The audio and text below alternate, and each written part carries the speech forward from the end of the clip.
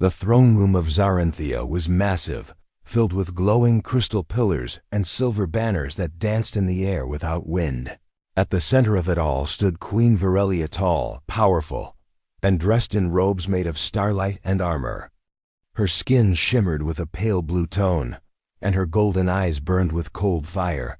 8 feet tall, built like a warrior goddess, Queen Virellia was feared across several star systems. She had crushed rebellions, outsmarted pirate lords, and ruled her people with ruthless efficiency. She was respected, but never loved. That never bothered her until the humans came. They're so small, she said with a smirk, looking at the diplomatic file on her screen. And soft, they don't even have proper claws. Her advisors chuckled. They are clever, but weak, my queen, one said. They ask for peace talks and offer research. Alliances, peace, she snorted. They are too weak for war, so they dress their fear in diplomacy. The throne room echoed with laughter. Virellia leaned back on her throne.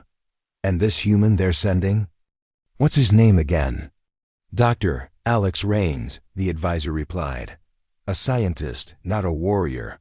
He has studied over 40 alien cultures and developed multiple planetary language software. A nerd, the queen said, waving her hand. Perfect. Let them send their weaklings. I will show them the difference between knowledge and power. Later that cycle. The great halls of Zarenthia hosted the Interstellar Research and Peace Summit. Delegates from dozens of planets gathered in shimmering robes. Each species brought something unique: war strategies, technology, food, weapons, or gifts. And then the humans stepped in. Alex Rains was not what they expected. He was average height, wearing simple dark clothes, a translator on his ear, and carrying a small metal case. His face was calm, but his eyes scanned everything like a man used to walking into dangerous rooms and surviving. The queen didn't even stand to greet him. She remained seated as he bowed respectfully. It's an honor, Your Majesty, Alex said. Earth thanks Zarenthia for the invitation. Virellia tilted her head, her voice sharp. Do all humans come without armor? Or do you simply hope words will protect you? There was a soft murmur of amusement from the alien nobles. Alex smiled lightly. Words are sharp when used correctly. Your Majesty, but I also brought something better. He opened the metal case. Inside was a small glowing orb, green and blue like a living planet. Virellia narrowed her eyes. This is a terraforming seed, Alex explained. Made with a hybrid of Zarenthian and human tech, it can create oxygen-based atmospheres on barren moons in less than 3 months. The queen raised an eyebrow. Impossible. Try it, Alex said. Or destroy it. I have more. The hall grew quiet. The queen stood slowly and walked toward him, towering over him like a mountain. Everyone held their breath. You made this? She asked, voice colder now. I designed it, he said, holding her gaze. With help from your ancient biocortex and some very patient Zarenthian engineers. Virellia stared at the orb, then at the man. There was a strange pause. Her hand reached out, not for the orb, but for his chin. She tilted his face up. So small, she whispered, yet not afraid. I've studied monsters, he replied. You don't seem like one. The entire court gasped quietly. The queen let go of his chin, stepped back, and turned to her court. Bring him a guest chamber, she said coolly, far from the others and guarded. Alex gave a small nod. Of course, Your Majesty, I wouldn't want to escape your hospitality. Her lips curved upward in something close to a smirk. That night, in her private garden filled with plants that glowed under moonlight, Queen Virellia sat alone, sipping dark nectar from a crystal cup. Her mind should have been focused on politics or strategies. But it wasn't. She kept seeing his face, his calm confidence, his strange smile. He had not flinched when she touched him. He had not begged for approval. And that gift technology that her top scientists thought impossible, was the human truly that clever? Or was he just different? In the shadows of the palace, old generals whispered about the queen's unusual interest. Her head guard, General Drax, frowned deeply. "The human is a risk," he said to a noblewoman. "If she grows soft, it will end in ruin." But in her chambers the queen lay awake. Her hand touched her lips, remembering the moment she had touched a human, and it didn't feel wrong. It felt warm. The Zaranthian palace was built on floating stones, suspended above glowing rivers of silver light. It was a place of power, pride, and history.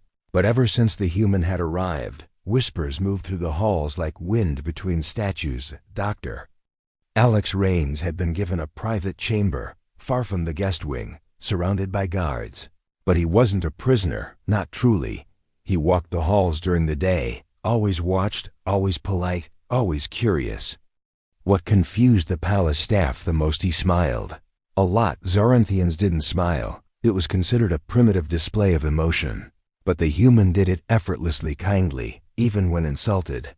Queen Virellia watched from her throne more often now. She claimed it was for security, but her golden eyes lingered too long on the human scientist. Her fingers would tap her chair arm when he laughed with the translators. Her eyes narrowed when alien women greeted him with too much interest. One evening, she summoned him again. Alex stood before her in the moonlight chamber, a private space, used only for royal reflection.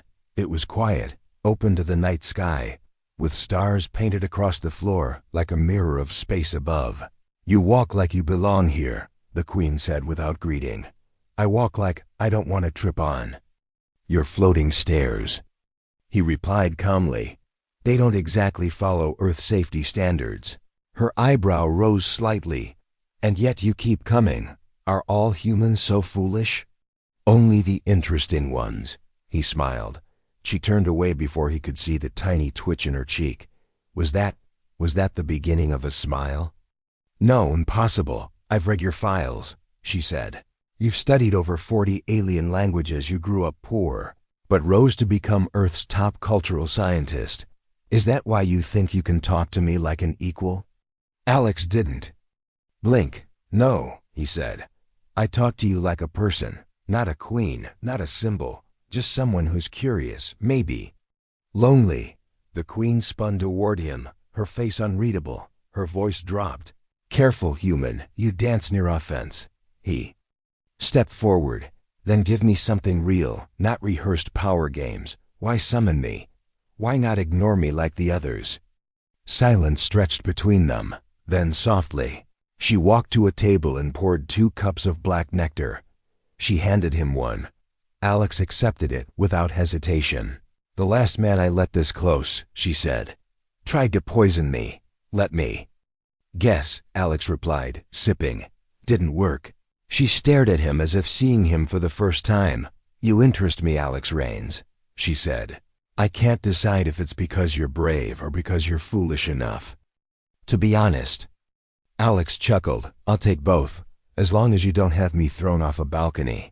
The queen didn't laugh, but she didn't look bored either. That was a first for the next several nights. She summoned him again and again, always in private places, always with strange, unexpected questions. "What does love mean to your kind? Why do your people still sing when they grieve? Do you fear death more than loneliness?" Alex answered truthfully, sometimes clumsily, sometimes with stories. He told her about Earth's oceans, about books and paintings. He even showed her a tiny music player and played an old Earth melody, a slow piano piece. The queen listened in silence, her eyes softening without her realizing it. But outside the chamber walls, trouble was brewing. General Drax had grown restless. "This is dangerous," he told the council. "She is entertaining a human like a consort, not a guest. She grows distracted." Another noble hissed. "Her focus weakens. She laughs. When did she last laugh before he arrived?" Rumors started to spread, dirty ones. Some said the queen was under some kind of human spell. Others whispered about experiments and forbidden contact. One night, during a royal dinner, a noble woman leaned toward the queen and smirked. "You must tell us, Your Majesty, is the human truly so clever? Or just good at other things?" The table froze. Alex looked up from his plate. The queen slowly placed her goblet down. Her voice came like ice. "You may insult me," she said, "but insult him again, and I'll have your tongue sent to your mother." Dead silence. Then she stood and walked out without finishing her meal. Alex followed moments later. He found her alone on a balcony, hands gripping the stone railing, her muscles tense, her back straight but trembling slightly. "You didn't have to defend me," he said. She didn't turn. "Yes, I did." He stepped beside her, the night air cool between them. "Then maybe we should stop pretending," he said gently. "You don't just find me interesting, do you?" The Queen finally looked at him. Her face showed a war between pride and something softer, something unfamiliar, dangerous. "I don't know what I feel," she whispered, "but it's something I haven't felt in centuries." Alex nodded. "Then let's figure it out together." The great hall was alive with lights and celebration. It was the Zaranthian Star Festival, an ancient tradition filled with music, firelight, and dances under floating lanterns that mimicked the galaxy. Royal guests from every corner of the empire attended, but the real focus was still the same: Queen Virellia and the human. Alex Raines walked beside a tall alien scholar, quietly listening to stories of Zarinthia's past. But he could feel the weight of eyes on his back. Everywhere he went, someone stared, whispered, or stepped away like he was dangerous or worse, unworthy. Queen Virellia sat on her throne at the top of the stair-like dais, dressed in ceremonial armor laced with glowing crystals. Her golden eyes tracked Alex with something more than amusement now. It was curiosity, hunger, maybe even fear. But she hid it behind the cold mask of royalty. General Drax stepped beside her and whispered, "You give him too much attention. It's becoming a weakness." The Queen didn't look at him. "Do you fear the human will embarrass me?" "I fear he will change you," Drax replied. "And the people do not want their queen changed by a soft creature from a fragile world." That was the final push. The Queen stood, raised her hand for silence, and the hall fell still. All looked up at her, waiting, expecting one of her usual harsh commands. Instead, she pointed directly at Alex. Her voice rang like thunder. "Human, you've walked our halls, tasted our food, and looked our warriors in the eye," she said. "You act bold, but are you truly bold?" Alex paused, eyes narrowing slightly. "That depends. Bold enough for what?" "A challenge," she declared. "One no outsider has ever passed." Gasps echoed across the chamber. Alex took one step forward. "State it," he said. "I'll try." Queen Virellia smirked, stepping down from her throne slowly, her voice teasing but sharp. "Tonight, impress me. Show me that human strength isn't just empty words and clever tools. Show me something that makes my heart beat faster, and I will grant you what no human has ever touched, a royal bond." Shock rippled through the hall. Some laughed, some looked furious. General Drax looked like he had bitten into poison. Alex simply nodded. "Then I need 10 minutes, she raised a brow. "That's all?" He walked out of the room, quietly and calmly, leaving the nobles murmuring behind him. 10 minutes passed. People shifted, growing impatient. The Queen crossed her arms, but her eyes were locked on the door. When Alex returned, he wasn't alone. Behind him hovered a small device, barely larger than a fruit. It glowed softly, but made no sound. Another invention? Someone muttered, but Alex didn't speak to the crowd. He stepped in front of the Queen and tapped a small crystal on the side of the device. And then the music started. Not alien music, not rough and loud like Zaranthian drums. This was soft, human, and beautiful. A piano played under a female voice singing gently. The words in Earth's old language, something called Italian. The song spoke of stars, longing, loneliness, and hope. It echoed through the massive hall, touching something deep and silent in every soul. But that wasn't the real surprise. As the music played, holographic lights bloomed from the device, forming scenes in the air, images of Earth, oceans, forests, children laughing, a woman dancing in rain, an old man planting trees, lovers holding hands under city lights. Queen Virellia stood frozen. Alex looked at her, voice steady. "This is humanity, your majesty. Not war, not power, just the quiet truth of what we are. We are fragile, yes, but not empty." The queen said nothing. Her face was unreadable, but her golden eyes shimmered with something close to pain or wonder. When the music ended, there was silence, and then applause, soft and hesitant at first, but real. Alex bowed slightly. "Did that make your heart beat faster?" The queen didn't speak. She walked toward him slowly, the entire court watching, and stopped just inches from him. Her voice dropped low, barely above a whisper. "You're dangerous, Alex Rains." He looked up at her. "To whom?" "To me," she said. And then before the entire court, she reached out and brushed her fingers against his cheek. It was the lightest touch, but in Zaranthian culture, it meant something more intimate than a kiss. The nobles gasped. "General." Drax stepped forward, but was held back by the queen's personal guard. "I accept your challenge," she said. "But I warn you, bonding with a queen is not a game. It is a war of the heart." Alex smiled gently. "Then I guess I'm not done fighting." The morning after the challenge, the palace was no longer quiet. It buzzed like a nest full of insects. Whispered voices echoed through corridors, across gardens, behind closed chamber doors. "Did you see it?" The queen touched him. She touched a human, in front of everyone. "What does it mean? Is she mating with him?" "No. She would never. He's just an Earthman." But truth moved faster than rumor, and the truth was this: Queen Virellia, ruler of a war-blooded people, had touched a human like he was more than just an ambassador, more than an experiment. She had touched him like he mattered. Alex Rains, the man at the center of it all, sat quietly in the gardens, feeding tiny feathered creatures that chirped around his boots. His face remained calm, but his mind raced. He had touched a queen, not by accident, but by invitation. And now, the entire empire was watching him like a storm was coming. Inside her private chamber, Queen Virellia stood in silence before a large mirror. Her fingers hovered near her cheek, remembering the warmth of the human skin, the way her fingers had tingled after that brief contact. Why did she feel this way? She had ruled for over 200 years, crushed rebellions, led armies, broken hearts, yet now she couldn't stop thinking of that Earthman's voice. His music, his confidence, the way he never begged. "You touched him in public," General Drax said sharply, standing behind her. "You've made a statement to the court that no queen has ever dared." "He passed my test," she replied calmly. "I rewarded him."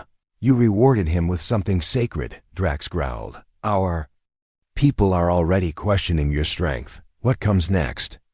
A human child on the throne?" She turned to him slowly, eyes glowing cold. "If I wanted a child with him, there would be one."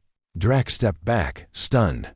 For the first time he wasn't sure if she was joking. The court, meanwhile, had become a battlefield of whispers and fear. Nobles began aligning into factions, those who supported the queen's strange interest in the human, and those who saw it as dangerous weakness.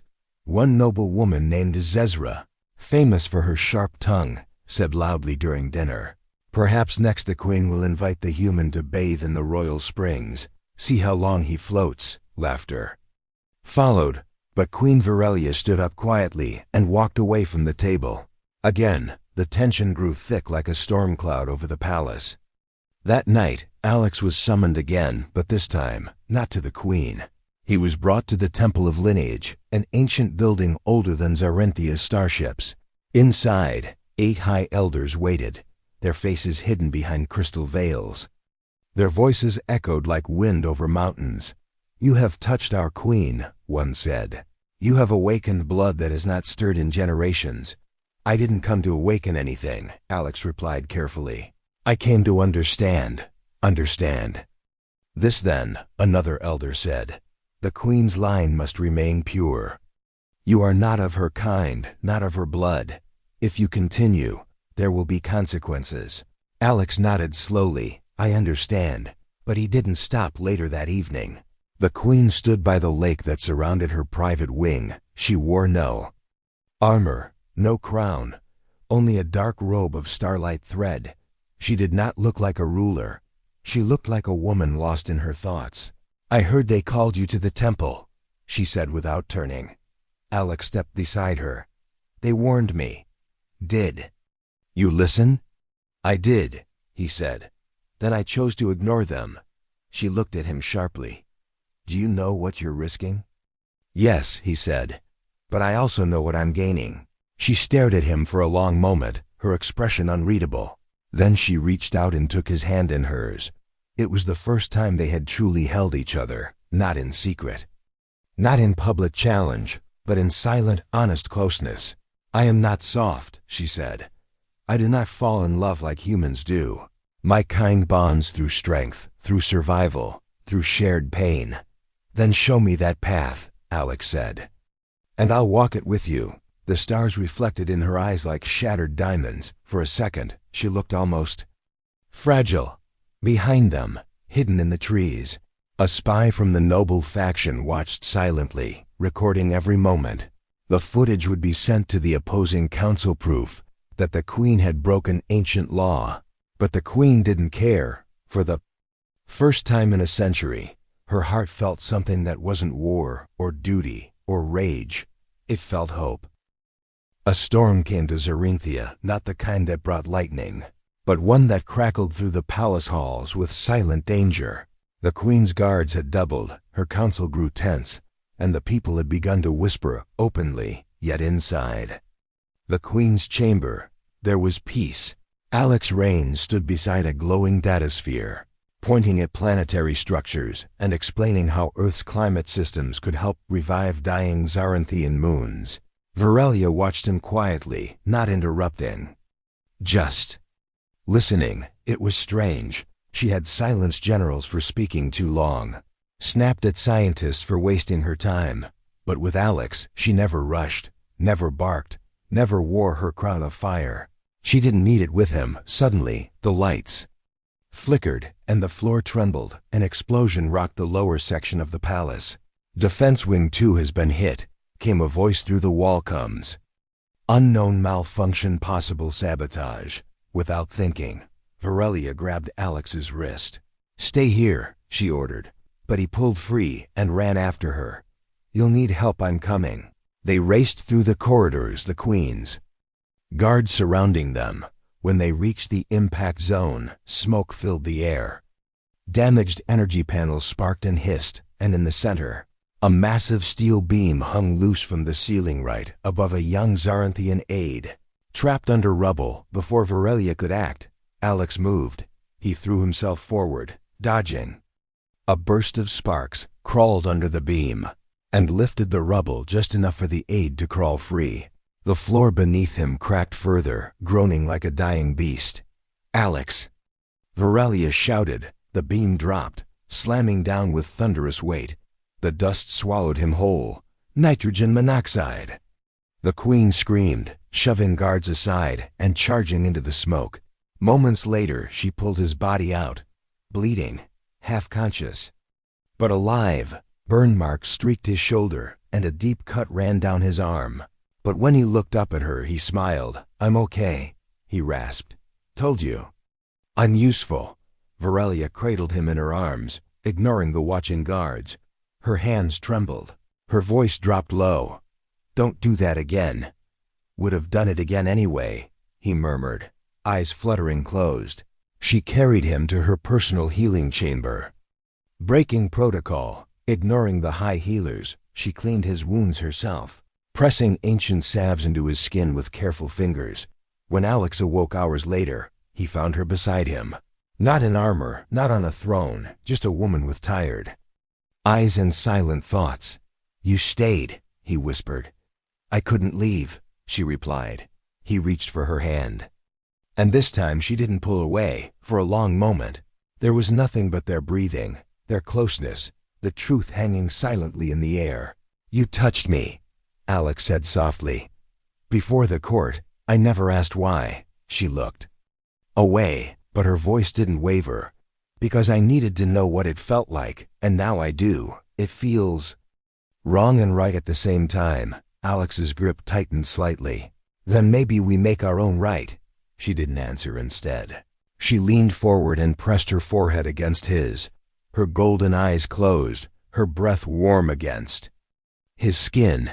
It was the Zaranthian sign of silent trust, the kind no outsider was ever meant to receive. Outside the healing chamber, council members waited with fury in their hearts. General Drax paced like a caged beast. She's not thinking clearly, he hissed. He's infecting her mind. She's acting like a bonded female. One elder growled, the court will never accept this. Meanwhile, deep inside the queen's body, something had started to change. Subtle at first, like the flicker of heat beneath cold stone. Her energy balance shifted, her heart rate ticked faster when Alex was near. Her skin grew warm in ways her kind didn't experience without bonding. But Zaranthians could not bond with humans. It was biologically impossible. Until now, days passed, and the queen tried to ignore it. She trained harder, fought sparring partners until they begged to stop, but the ache in her chest remained. The warmth in her belly grew stronger each time she looked at him. One night, as they stood on her balcony under a sky full of shooting stars, Alex asked, "Is it just politics now? Or something else?" She didn't answer. Instead, she reached for his hand and placed it over her heart. It beat faster than it ever had in her life. Queen Virellia awoke before dawn. Her body felt different. Her breathing was shallow, her limbs heavy, and her core, a glowing organ all Zaranthians shared, pulsed in strange, slow rhythms, like a second heartbeat, but not her own.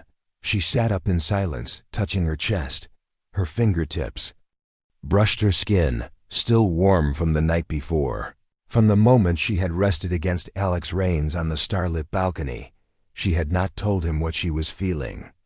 Not yet, not even she could believe it. She stood, walked to the mirror, and looked deep into her reflection. Her eyes glowed faintly, but not with power, with something far more fragile. Change, meanwhile. Alex was in the royal library, studying Zaranthian genetics. He wanted to understand her people better. What made them strong? What made them different? And why the queen's energy signature had changed after their contact. He didn't suspect the truth, not yet, that afternoon. During a royal meeting, Virellia collapsed. Guards rushed to her side. Alex pushed through the crowd, kneeling beside her as her skin shimmered with unstable light. "She's overheating," one medic shouted. "Her energy core is destabilizing. Take her to the inner chamber," barked General Drax. Now, they carried her away. And Alex tried to follow, but the guards held him back. "She asked for no one of them said firmly. "Not even you." For hours he waited outside the healing chamber, pacing the halls, heart pounding, hands clenched. Something was wrong, deeply wrong. Then a high healer stepped out, her face pale, her voice shaking. "We ran tests," she said quietly. "We scanned her multiple times, checked for poisons, infections, neural damage, but there's nothing like that." "Then what is it?" Alex demanded. She hesitated, eyes flicking to the guards nearby. Then she leaned in closer and whispered, "She is pregnant." The words struck him like a crash of thunder. "What?" he whispered, stunned. "That's not possible. She told me Zaranthians can't breed with humans." "They couldn't," the healer said, "until now." Alex staggered back, his thoughts spinning like a broken satellite. He remembered her growing warmth, her sudden quiet moments, her deep stares. And now it all made sense. She was carrying his child inside the queen's chamber. Virellia lay silent, her eyes open but distant. The glow from her core pulsed softly, a rhythm no Zaranthian had ever known.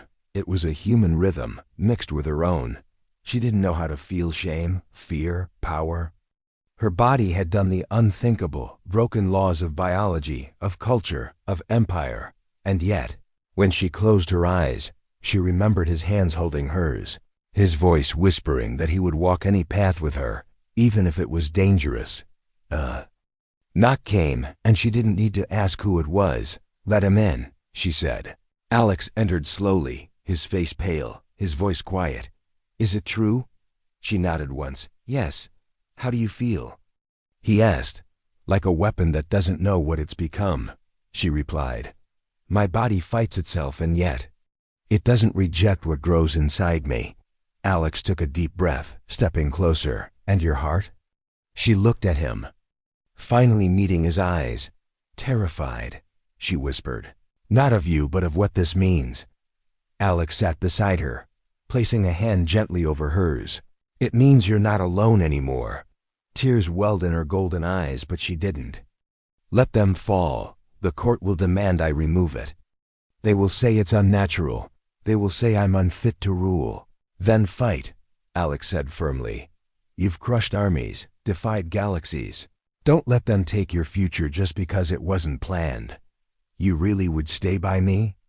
She asked, even now? Especially now, he answered. Outside the chamber, the council gathered in full force. General Drax stood at the center, his voice like thunder. She carries a hybrid abomination. This must be stopped before it weakens the bloodline. The child could be dangerous, others muttered, or cursed, or too human. But what if it's something more? A younger noble asked, what if it's the next step? Drax silenced him with a glare. We demand the queen choose her crown or her mistake. Inside, Virellia stood from her bed, slow but tall. She dressed in her ceremonial robes of black and gold, her eyes hard once more. Her fire returned. Alex stood beside her. Are you ready? No, she said, but I'm going anyway. She walked into the council chamber, her presence stealing every breath from the room. Whispers stopped, eyes widened, and for the first time in history, the Queen of Zarinthia placed her hand over her womb, not her weapon. This is not weakness, she said, voice cold and strong. This is proof that we are not bound by what we were, but by what we can become. At dawn, the sky above Zarinthia burned crimson, not from war, but from judgment. The Court of Unity, an arena older than the palace itself, was filled with nobles, generals, scholars, and citizens. All waited in breathless silence, watching the towering platform where decisions could reshape a world. On one side stood the Council of Bloodlines, cloaked in silver robes and stiff tradition. On the other stood Queen Virellia, wrapped in black and gold, tall, regal, and glowing from within. Her core pulsed visibly through her armor. Soft and rhythmic beside her, breaking every law, stood a human, Alex Rains, unarmed, unafraid, and unashamed. General Drax stepped forward first, his voice ringing through the hall. This queen, once a symbol of Zaranthian strength, now carries a hybrid, a violation of natural law. She must choose surrender the child or surrender the throne. A heavy silence fell. All eyes turned to the queen. She did not speak right away. She stepped forward slowly, her voice low but firm. I will make no such choice. Gasps echoed from every side. The council stirred. You defy the right of purity? An elder hissed. I do, she said, because it is no longer pure to be blind. It is no longer strength to reject what is new. My body's Zaranthian. My will's Zaranthian. But what grows inside me? It is proof that strength can evolve. She placed a hand gently over her abdomen, where her energy core now pulsed with two colors, Zaranthian blue and human red. The child I carry is not a shame, she said, louder now. It is a bridge. But the bloodlines, Drax interrupted, are dying, she said, her voice sharp. We've bred strength into monsters and fear into culture. But this, she raised Alex's hand and held it tightly. This is a future no weapon can destroy. Noblewoman rose and shouted, he is not one of us. He has no core. Alex stepped forward calmly. You're right, I don't, he said. But neither did your ancestors when they looked at the stars and dreamed of flying. Someone has to be the first. The crowd stirred. He risked his life for our people. Virellia said, he brought gifts without asking for power, and he won my heart, not with strength, but with honor. Another councilman barked. We cannot allow emotion to rule. I have ruled for over 200 years. She snapped, without emotion, without softness. and it made me powerful but not whole. Her golden eyes swept the room. This child will be raised by a warrior and a human, and it will know more than strength. It will know compassion. And if we say no? The eldest council member said quietly, "What then?" Virellia stepped down from the platform, slowly. Her boots echoed on the ancient stone. She knelt not in weakness, but in purpose. "Then take my crown," she said, "but you will never take this child." The court was stunned. A queen kneeling? A warrior surrendering the throne for a future unborn? It had never happened in recorded history. Alex moved beside her, taking her other hand. Then something unexpected happened. One by one, a few nobles stood not to challenge her, but in silent support. An elder woman of the Sky Engineering caste spoke softly. "We have waited too long for something new, I say. Let it begin with her." A younger warrior clapped his hand to his chest. Strength is not silence. It is standing when all others fall. Then more voices joined, then more, until the chamber that once echoed with judgment now roared with support. Some were angry, yes, some left, but many stayed. And for the first time in Zaranthian history, change was chosen over tradition. The council, unable to fight the will of the people, stepped back in silence. Virellia rose, not as a queen forced to defend herself, but as one who had rewritten what it meant to rule. She turned to Alex, eyes burning. "You didn't win me with battle," she whispered. "You won me with truth." He smiled softly. "And you showed me what real strength looks like." As they left the court together, hand in hand, the air behind them shimmered with the weight of something new. In her womb, the child pulsed stronger now, sensing its place in the world, not just as a symbol, but as the beginning of a legacy that would unite stars.